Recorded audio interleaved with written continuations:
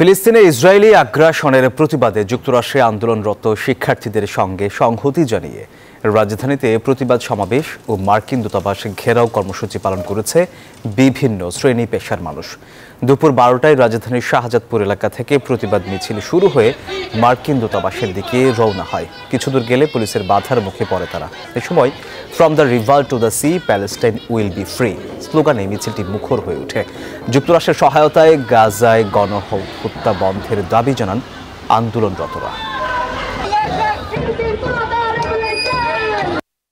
ইসরায়েলকে তারা যে ফান্ডিং করছে যে যুদ্ধের জন্য, সেটা বাতিলের দাবিতে এবং এই গণহত্যা অবিলম্বে বন্ধ করার জন্য আমরা মার্কিন দূতাবাসের সামনে আজকে অবস্থান করে প্রতিবাদ জানাতে চেয়েছিলাম, কিন্তু আপনারা দেখেছেন যে পুলিশ এখানে আমাদেরকে বাধা দিয়েছে। ফিলিস্তিনদেরকে কিভাবে যুদ্ধ থামানো যায় এই ব্যবস্থা আমাদের করে দিতে হবে, এটা আমাদের দাবি। ফিলিস্তিন স্বাধীন করা, এটাই। এই যে এখন এইভাবে করতে করতে আরো অনেক প্রতিবাদ করে যেতে হবে যতক্ষণ পর্যন্ত স্বাধীন না হয়। যুক্তরাষ্ট্রকে আমরা পরিষ্কার করে বলতে চাই, একদিকে মানবাধিকার গণতন্ত্রের কথা বলবেন, আর ওই প্যালেস্টাইনের গণহত্যায় সহায়তা করবেন, মানুষ সব কথা বিশ্বাস করবে না।